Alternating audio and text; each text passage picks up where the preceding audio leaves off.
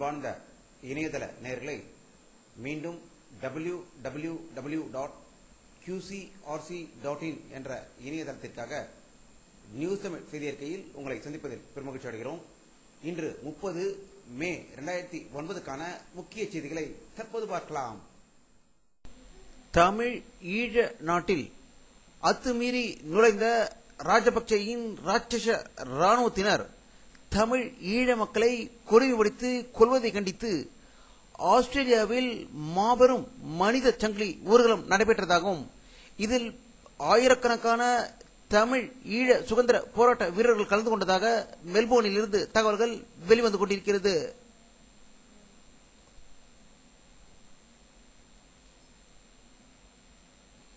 பிரிட்டனில் உள்ள rim Martin என்பவர் கடந்த 12 நாட்களாக உண்ணாவிரத போராட்டம் இருந்து வருவதாகவும் தமிழ் ஈழ நாட்டில் அப்பாவி தமிழர்களை கொன்று குவித்துக் கொண்டிருக்கும் ராட்சச ராஜபக்சேவை கண்டித்து அவருடைய உண்ணாவிரதம் பிரிட்டனில் தொடர்ந்து வருவதாக லண்டனில் இருந்து தகவல்கள் வெளிவந்து கொண்டிருக்கிறது.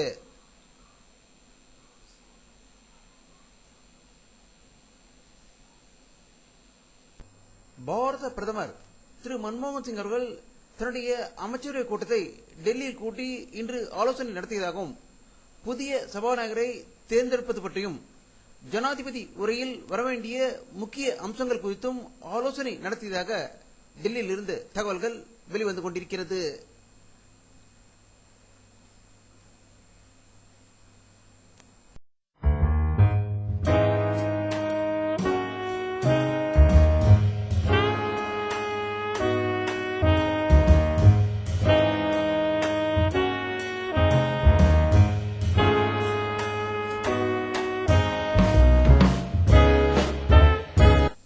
அமெரிக்க வெளியுறவு அமைச்சர் திருமதி ஹில்லரி கிளின்டன் அவர்கள் இந்திய வெளியுறவு அமைச்சராக பொறுப்பேற்றுள்ள திரு எஸ்.எம். கிருஷ்ணா அவர்களுக்கு வாழ்த்து தெரிவித்ததாகவும் இந்தியாவுக்கு வரும் ஜூலை மாதத்தில் பயணம் மேற்கொள்ள இருப்பதாகவும் தகவல்கள் வெளிவந்து கொண்டிருக்கிறது.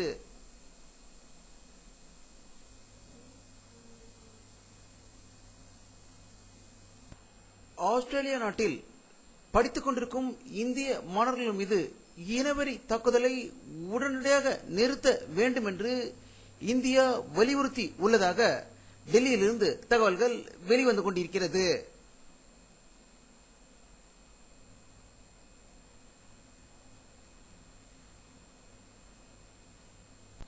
ஆஸ்திரேலியாவில் உள்ள குயின்ஸ்லாந்து பல்கலைக்கழகம் சார்பாக இந்தி சூப்பர் ஸ்டார் திரு அமிதாப் பச்சன் அவர்களுக்கு வழங்கப்பட்ட டாக்டர் பட்டத்தை அவர் வாங்க மறுத்து விட்டதாகவும் இனவெறி தாக்குதலால் இதை தவிர்த்து விட்டதாக மும்பையிலிருந்து தகவல்கள் வெளிவந்து கொண்டிருக்கிறது.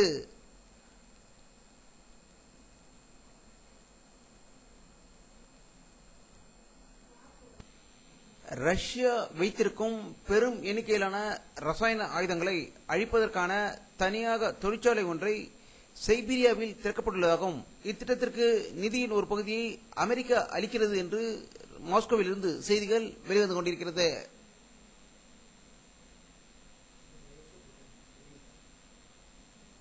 சூடான் நாட்டில் இரு பிரிவினரிடையே நடந்த பயங்கர மோதலில் கடந்த ஒரு வாரமாக நடந்த மோதலில் 250 பேர் கொல்லப்பட்டுள்ளதாக ஒரு அதிர்ச்சி தகவல் சூடான் நாட்டிலிருந்து வெளிவந்து கொண்டிருக்கிறது.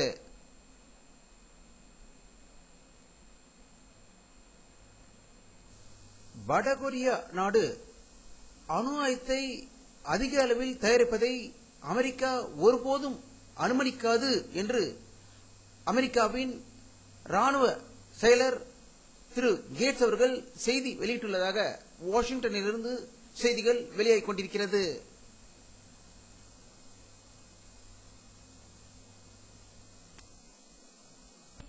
வானிலை அறிக்கை 30 மே 2009 பிற்பகல் 2:30 மணி எடுக்கப்பட்ட சேட்டலைட் புகைப்படத்தை தற்போது பார்த்துக் கொண்டிருக்கிறீர்கள்.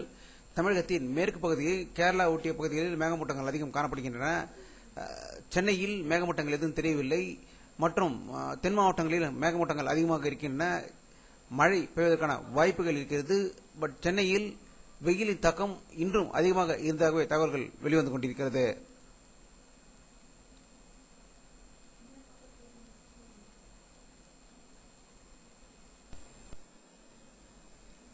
இத்துடன் இந்த செய்தி அறிக்கை நிறைவடைகிறது.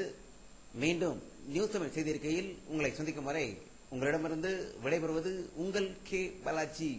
நன்றி.